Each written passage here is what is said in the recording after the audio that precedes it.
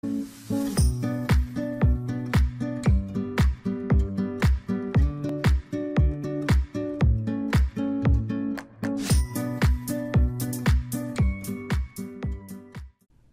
saludos, bendiciones. Hoy continuamos con el Evangelio de Juan en el capítulo 3, versículos del 22 al 36. Y nuestro estudio de hoy se llama Juan el Bautista, el amigo del novio. Y nuestro objetivo de hoy es hacer un examen de conciencia sobre nuestra actitud al servir a Jesucristo.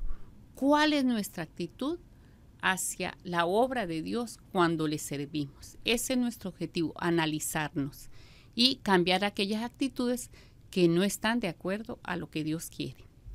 Y ustedes y yo a veces hemos andado en un carro por la ciudad, por el campo, y de repente se viene una lluvia muy fuerte y los vidrios del carro, las ventanas se ponen todas nubladas, se llenan de gotas de agua y comenzamos a ver afuera, pero no percibimos bien lo que hay afuera. Tenemos una visión borrosa de lo que está pasando.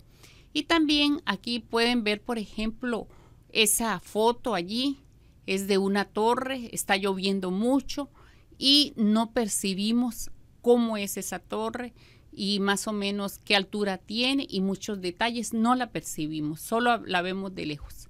Pero ya, ¿por qué? Porque eso tiene una visión borrosa, porque está cayendo la lluvia y la estamos viendo desde un vidrio que está empañado. Pero también cuando vemos esa misma torre, ahí ustedes ven la Torre Eiffel, vemos lo preciosa de la torre, vemos el paisaje, los colores, la altura, que ahí hay gente, que hay un gran campo verde, árboles, vemos muchas cosas. Entonces, en ese caso ya tenemos una visión clara de esa pintura, de esa foto. Pero así a veces nos pasa en la obra de Dios. No tenemos una visión clara de lo que es la obra de Dios, de quién es Dios. Entonces, por eso a veces no servimos como Dios quiere que sirvamos. No entendemos los propósitos de Dios en nuestra vida, por lo tanto, nos entretenemos en cosas que no tienen mucha importancia y dejamos las cosas muy importantes, más importantes.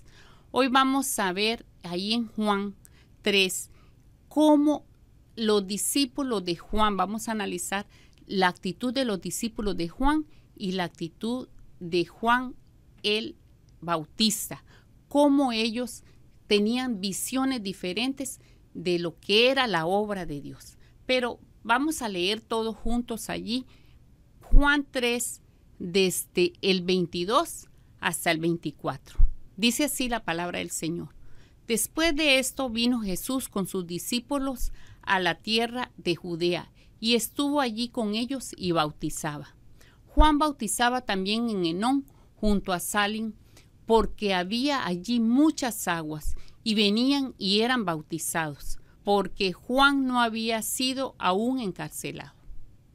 Entonces aquí vemos cómo el evangelista Juan nos habla otra vez de Juan el Bautista. ¿Y qué estaba haciendo Juan el Bautista? Pues el ministerio, bautizando. Allí dice que había muchas aguas, pero lo curioso de este pasaje es que no solo estaba Juan con sus discípulos, sino que dice que Jesús y sus discípulos también estaban bautizando ahí cerquita. Pero ahí mismo el apóstol Juan, el evangelista Juan, nos aclara que Jesús no bautizaba. Ahí está en Juan 4:2. Era posible que Jesucristo estuviera guiando a sus discípulos, pero en realidad ahí mismo dice que no era él el que bautizaba, sino que eran sus discípulos. Entonces vamos a ver qué pasó en ese momento allí cuando estaban bautizando los dos grupos, el de Jesús con sus discípulos y Juan con sus discípulos. Vamos a ver el primer punto de este estudio que se llama los discípulos de Juan no tenían claro lo que era el servicio a Dios. Eso está en Juan 3 del 25 al 26. Vamos a ver qué pasó allí. cómo reaccionaron los discípulos de Juan el Bautista. Dice así Juan 3, del 25 al 26. Entonces hubo discusión entre los discípulos de Juan y los judíos acerca de la purificación. Y vinieron a Juan y le dijeron: Rabí, mira que el que estaba contigo al otro lado del Jordán, de quien tú diste testimonio, bautiza y todos vienen a él. Oiga, qué interesante. Los discípulos de Juan llegaron con una queja a Juan. Ahora, si usted vamos a ver más adelante cómo Juan tenía una visión muy amplia de lo que era el reino de Dios, lo que era el llamado que Dios le había hecho a él. Pero los discípulos estaban con una visión borrosa, como vimos ahora cuando vimos esas diferencias entre la Torre Eiffel, cuando estaba lloviendo y cuando estaba todo clarito. Entonces los discípulos se ponían en cosas, en pequeñeces, se ponían en cosas, vamos a decirlo, en cosas carnales. Tenían una visión muy corta de quién era Jesús, quién era Juan y lo que cada uno de ellos estaba haciendo. Entonces, esto también lo vimos muchas veces en los discípulos de Jesús, una actitud de inmadurez, una actitud de celos. Vamos a verlo más despacio. ¿Qué observamos aquí en esta actitud de los discípulos de Juan? Inmadurez. Ellos no entendían la amplitud del reino de Dios. Ellos no tenían una capacidad para ver el propósito de lo que hacía Juan y lo que hacía Jesús. Porque ellos llegaron con quejas a decirle a Juan: mira, el que tú testificaste de él, ahora está como haciendo la competencia a nosotros. Mira, hermanos, qué tremendo. Como que ellos se sentían amenazados, como que Jesús y los otros discípulos eran los rivales de ellos, como que estaban en competencia. Entonces aquí vemos una actitud de inmadurez, una actitud de celos en los discípulos de Juan. Estaban celosos porque mucha gente estaba yendo a bautizarse con los discípulos de Jesús y ya estaban dejando a Juan. Entonces le llegaron a dar las quejas. Quizás en la iglesia a veces pasa eso. Algunos hermanos llegan y dar quejas al pastor de otra persona. Pero aquí vemos una actitud, como dijimos, de inmadurez, de celos. ¿Cuántas veces en las iglesias los hermanos y las hermanas a veces nos ponemos a pelear unos con otros, a andar con celos, a hacer cosas como de niñitos espirituales que no entendemos la magnitud del reino y nos enredamos en cosas que no tienen importancia? Entonces aquí vemos la actitud primera de los discípulos de Juan, la reacción que ellos tuvieron hacia Jesús y hacia sus discípulos. Entonces vamos a ver cuál es la aplicación para nosotros, que a veces nosotros podemos tener una visión muy borrosa del reino de Dios, como los discípulos de Juan. Entonces ellos nos podemos poner en pleitos, en celos, en pequeñeces, y se nos olvidan hacer las cosas que valen la pena, las cosas del reino de Dios. Algunas personas se resienten por cualquier cosa en la iglesia, que no me pusieron a hacer eso, que pusieron al otro, que a mí no me toman en cuenta, que no le gustó a aquel lo que yo hice. No, hermanos, nosotros no tenemos que ponernos en eso, porque es tener una visión borrosa completamente de lo que es lo que Dios quiere que hagamos. Se olvidan que el reino de Dios no es solo estar en una iglesia sirviendo, hay que servir afuera también, hay que servir en la casa, hay que servir en la escuela, hay que servir en el trabajo, hay que servir donde estemos nosotros. ¿Cómo servimos? Ayudando a las personas, siendo buen testimonio, clamando a Dios por los perdidos. Entonces, aquí es cuando nosotros tenemos que reflexionar sobre el trabajo que hacemos para Dios, sobre qué visión tenemos nosotros. ¿Cuánta gente pasa años peleándose, teniendo una actitud inmadura hacia las cosas de Dios, teniendo una visión borrosa y no ve las cosas claramente?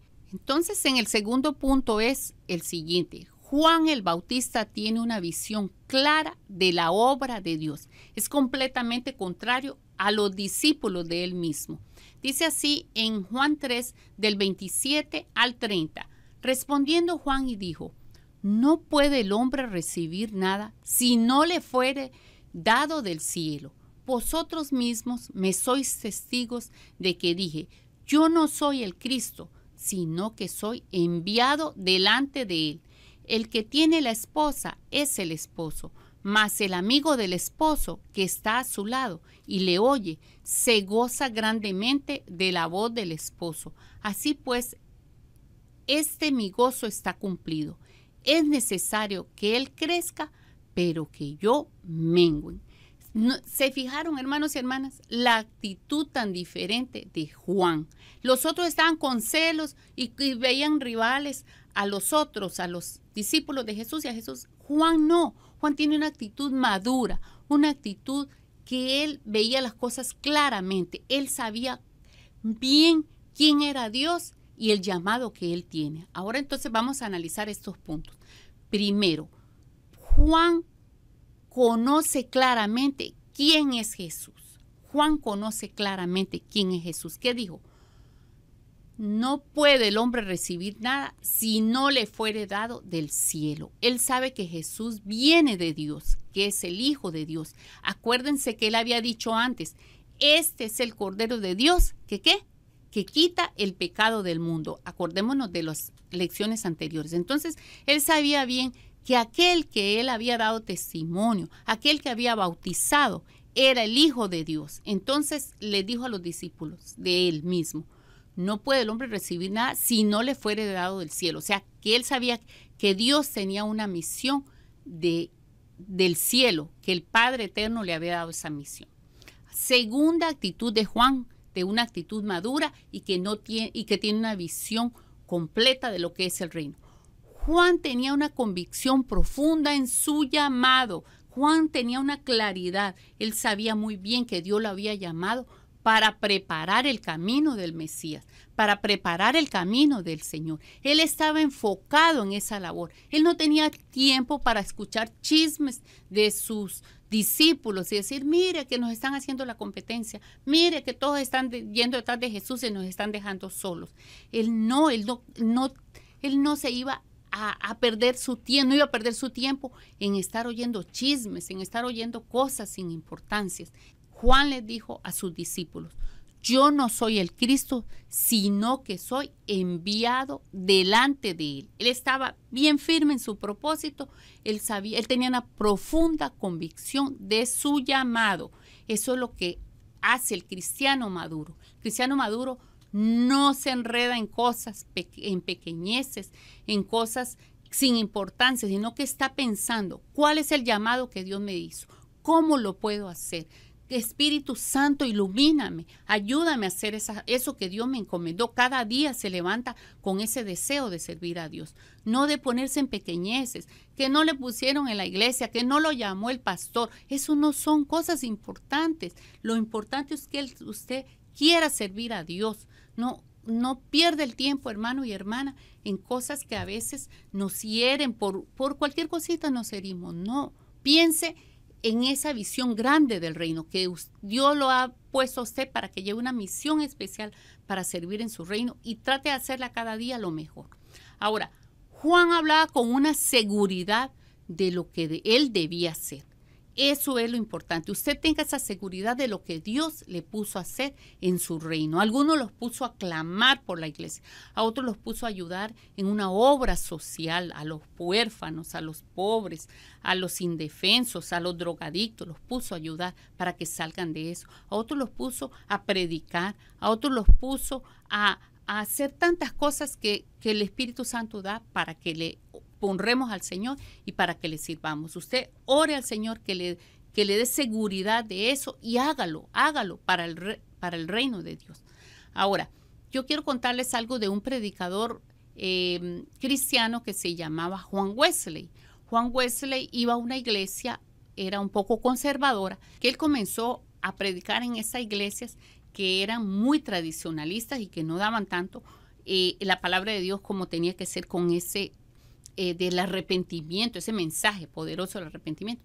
Y Juan Wesley comenzó a predicar sobre el arrepentimiento. Pero ¿qué pasó? Que los pastores de esas iglesias se pusieron muy molestos con él y ya no le dejaron predicar en sus iglesias porque les parecía escandaloso que los fieles y los creyentes, los feligreses, tuvieran que arrepentirse. Según los pastores, ya estaban arrepentidos. Entonces ya lo quitaron de los púlpitos, del púlpito a Juan Wesley, y ya no quisieron que él volviera a predicar. Pero Juan Wesley, como él tenía esa seguridad como Juan el Bautista de predicar, de seguir con la obra de Dios, de hacer lo que Dios le había llamado a hacer, ¿qué dijo? Dijo, ahora en adelante ya mi catedral será el mundo, o sea, serán los pueblos, serán las plazas, serán los mercados. Y comenzó a predicar la palabra de Dios a los mineros en las plazas, a la gente en las calles, en las plazas, en los mercados, y fue tremendo hombre de Dios. ¿Por qué? Porque Juan Wesley, al igual que Juan el Bautista, que tenía esa convicción de su llamado. Y eso es lo que es diferente a una persona que tiene claridad del reino de Dios, claridad de la obra de Dios, que no tiene empañados sus ojos espirituales, sino que ve con claridad. Eso es lo que los hace diferentes, que tiene una inmensa convicción del llamado que Dios le ha hecho, y él no se detiene en los obstáculos, no se detiene en los chismes, no se detiene en las pequeñeces. ¿Es usted así, hermano? Como Juan Wesley, como Juan el Bautista, ¿tiene esa convicción usted profunda de lo que Dios le ha encargado hacer a usted? ¿O todavía está perdiendo el tiempo? Esperamos que no, y que Dios sea glorificado, y que usted y yo podamos hacer eso que Dios nos dio sin detenernos en pequeñeces. Ahora, ¿por qué Juan por qué Juan tenía esa madurez y veía las cosas de Dios muy claramente? Porque Juan el Bautista también haya gozo en servir a Jesús. Esa es una cosa tremenda que me gustó mucho de este estudio que vi, que dice que en el versículo 29 dice, el que tiene la esposa es el esposo, mas el amigo del esposo que está a su lado y le oye, se goza grandemente de la voz del esposo. Así pues, mi gozo está cumplido. O sea que Juan dice que mi gozo está cumplido por algo que él está haciendo. Entonces Juan el Bautista agarra ese ejemplo del Antiguo Testamento y dice eso. El que tiene la esposa es el esposo, mas el amigo del esposo que está a su lado y le oye se goza grandemente de la voz del esposo. Entonces, aquí Juan el Bautista se está comparando con que él está muy contento con el amigo del novio, que él es el amigo del novio, está muy contento. Ahora, ¿qué era lo que hacía el amigo del novio en una boda judía? Él tenía una responsabilidad muy grande, hermanos y hermanas.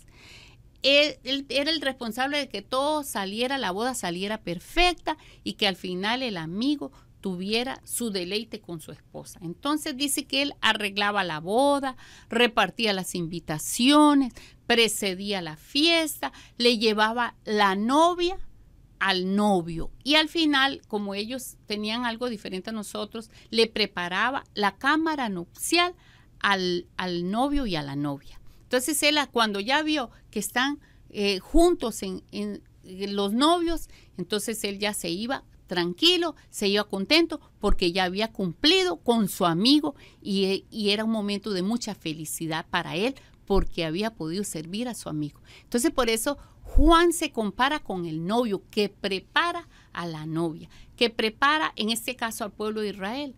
Pero no solo era el pueblo de Israel que estaba preparando él, sino que después vamos a ver que la novia del Cordero, la esposa del Cordero, no es solo el pueblo de Israel, es toda la iglesia, todos los que han creído en Jesucristo como Señor y Salvador. Entonces ese era el gozo de Juan el Bautista, servir a Jesucristo, servir a Dios, servir a lo que Dios le había mandado hacer, o sea, servir y hacer lo que Dios le había mandado hacer. Pero ¿cómo lo hacía? ¿Con qué actitud?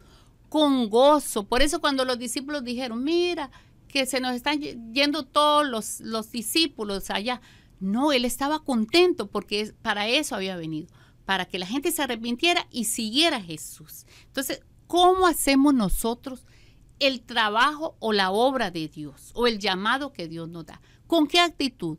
Con quejas, con pereza, para salir del paso. Así no lo hacía Juan.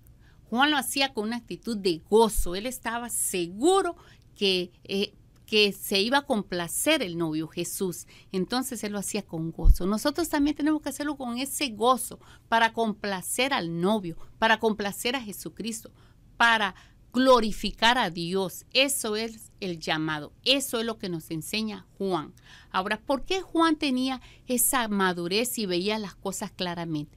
Porque Juan también tenía una actitud de humildad. ¿Qué dijo al final? Es necesario que él crezca y que yo mengüe. Es necesario que él crezca y que yo mengüe. Así dijo Juan el Bautista acerca de él y Jesús. Que Jesús crezca, pero que yo cada día mengüe, o sea, sea menos. Todo lo que hagamos es para que Jesús sea exaltado. No es para que lo admiren ni a usted ni a mí. Es para glorificar al Señor. Todo lo que hagamos es para agradarlo a Él. Es con esa humildad, porque todo le pertenece a Él. Si nosotros tenemos algún don, ¿quién nos lo dio? Dios. Si tenemos recursos para servirle, ¿quién nos lo dio? Dios. Si tenemos, todo lo que tenemos le pertenece al Señor. Entonces todo lo que hagamos es para honrarlo a Él. Todo lo que haga es para complacer a nuestro novio, a Jesús, el que va a ser el esposo de la iglesia que somos nosotros. Entonces, nuestro llamado como Juan el Bautista es a ser humildes. Dele gracias al Señor por el don que usted tiene. No se sienta que tiene un don menos o que tiene un don más. No, el don que Dios le dio es muy importante. Orar y clamar allí en su casa, arrodillado y arrodillada, es muy importante porque esos son los intercesores que necesitamos. Los que evangelizan, los que enseñan la palabra, los que cuidan a los niños en la iglesia, los que enseñan a los jóvenes. Todos somos importantes. Los que ayudan a las viudas, a los huérfanos, los que hacen proyectos sociales para extender la palabra de Dios y hablarle a otros de Cristo. Todos los dones son importantes, pero la actitud que tenemos que hacer todo, ¿cómo es? Con humildad, como Juan el Bautista. Siga confiando en la gracia de Dios, no en sus propias fuerzas. No nos llenemos de orgullo, porque eso es lo peor. Muchas personas comienzan un ministerio, por ejemplo, humildes y oran y claman al Señor. Al principio nos sentimos nerviosos porque vamos a servir al Señor y le decimos, Señor, lléname de fuerza, lléname de tu Santo Espíritu. Pero ¿qué pasa? Que en la medida que Dios nos usa, se nos olvida que era Dios el que nos estaba usando y nos creemos que somos nosotros los que somos, wow, qué persona tan importante. Entonces, ¿qué pasa cuando uno tiene esa actitud? Que empieza la caída de uno mismo. ¿Por qué? Porque en lugar de glorificar a Dios y depender de Él como lo hacía desde el principio, nos ponemos a sentirnos orgullosos y vanagloriosos. Entonces, que en nosotros siempre haya la humildad que hubo en Juan el Bautista y decir, es necesario que Él crezca y que yo mengüe. Cuando usted lo felicite, dele gracias a Dios, pero no se eche la gloria para usted, para el Señor, porque el don, lo que usted está haciendo, Dios se lo dio para que usted sirva a otros. Eso somos solo el canal de bendición para otros. ¿Por qué? Porque la gloria tiene que ser siempre para el Señor, porque a Él le pertenece toda la gloria y toda la honra. Entonces, siempre no nos olvidemos como Juan el Bautista de la humildad. No nos olvidemos como Juan el Bautista que Él hacía las cosas con gozo. No nos olvidemos de Juan el Bautista que tenía esa seguridad de lo que Dios le había mandado a hacer. Y no nos olvidemos que Juan el Bautista sabía quién era Jesús, su Salvador, el Cordero de Dios que quita el pecado del mundo. ¿Quién lo había mandado? Dios mismo. ¿Ve? Entonces, eso es importante para nosotros y nuestro ministerio. Continuamos con el punto número 3. Jesús es superior a todos porque viene de Dios. Eso está en Juan 3, del 31 al 36. Juan el Evangelista retoma la frase de Juan el Bautista, que dice, no puede el hombre recibir nada si no le fuere dado del cielo. Y él ahora nos la explica más profundamente. Dice, del 31 al 32, dice, el que de arriba viene es sobre todos. El que es de la tierra es terrenal y cosas terrenales habla. El que viene del cielo es sobre todos. Entonces aquí Juan el evangelista nos está enseñando que Jesús es superior a todos, inclusive a Juan el Bautista. Juan el Bautista era un hombre de Dios y hacía la voluntad del Señor. Pero Jesús es superior a Juan el Bautista, porque con todo Juan el Bautista era de la tierra, pero Jesús venía directamente del cielo. Es el Hijo de Dios, era el Mesías. Jesús es el Mesías. No solo Juan el Bautista era un profeta, pero Jesús es el Mesías, el Hijo de Dios, es superior, y dice que Jesús está sobre Juan y sobre todos los profetas y sobre todo ser terrenal. Ahora, dice el 32, y lo que vio y oyó, esto testifica y nadie recibe su testimonio. O sea, que Jesús agarró de primera mano lo que él decía, lo oyó del Padre, y lo que oía de su Padre y lo que vio, él lo testificó en la tierra. O sea que todo lo agarró de la primera mano, que fue que estaba al lado del Padre. El Verbo era con Dios y el Verbo era Dios. ¿Y qué dice ahí? Pero hay muchos incrédulos. Juan siempre está diciendo, unos creyeron y otros no. Sin embargo, a pesar del testimonio de Jesús, que era verdadero y era lo que había oído y visto, muchos todavía no recibían su testimonio. Dice el 33, el que recibe su testimonio es este atestigua que Dios es veraz. O sea, que hay personas que le creen a Dios, creen en el plan de Dios y creen en Jesucristo como Señor y Salvador. Y el 34 le dice, porque el que Dios envió, las palabras de Dios habla, pues Dios no da el Espíritu por medida. Entonces, aquí también habla de que Jesús fue lleno del Espíritu Santo. Tuvo la plenitud del Espíritu Santo y que habla las palabras de Dios, las palabras de su Padre. El Padre ama al Hijo y todas las cosas ha entregado en su mano. O sea, que Dios, el Padre, le dio toda la autoridad al Hijo. Eso está en Mateo 28. Dice, y al final dice, el que cree en el Hijo tiene vida eterna, pero el que rehúsa creer en el Hijo no verá la vida, sino que la ira de Dios está sobre él. O sea que aquí otra vez Juan habla mucho de los que creen y los que no creen. Y aquí es muy lamentable que dice que el que rehúsa creer en el Hijo va a ver la ira de Dios, pero el que cree tiene la vida eterna. Entonces vemos cómo Juan hace la diferencia entre los que creen y los que no creen. Entonces los primeros, los que rechazan a Dios, dice que hacen a Dios como que si fuera mentiroso.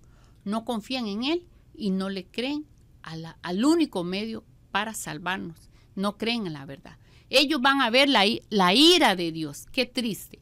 Y van a ver a Dios como juez. En cambio, el que cree en Jesús dice que atestigua que Dios es veraz, confía y cree.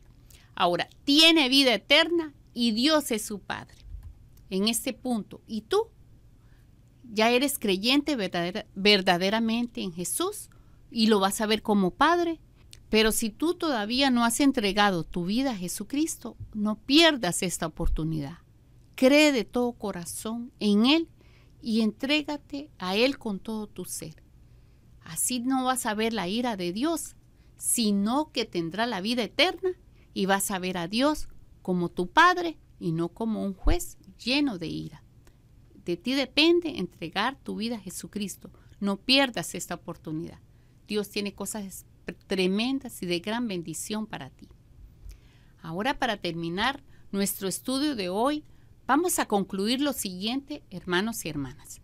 Primero, los discípulos de Juan el Bautista reflejaron características de inmadurez y celos debido a su corta visión sobre las cosas de Dios. Segundo, Juan el Bautista tenía una clara visión de lo que era el reino de Dios. ¿Por qué? Porque él conocía quién era su Señor. Tenía una convicción profunda de su llamado. Servía con gozo a Dios y tenía una actitud de humildad. Tercero, como cristianos debemos renunciar a esas actitudes de inmadurez y celos en la obra de Dios y pedir a Dios que tengamos una visión clara sobre el reino y las mismas actitudes de Juan el Bautista. Y cuarto, Jesús es superior a todos. De Él viene la salvación y la vida eterna. Aquí les quedan algunas preguntas de reflexión para que las analicen en las redes de estudio bíblico. Y también espero que este estudio bíblico sea de mucha bendición y hagamos la obra de Dios con una actitud de gozo y de mucha alegría para el Señor. Que el Señor lo guarde. Hasta la próxima.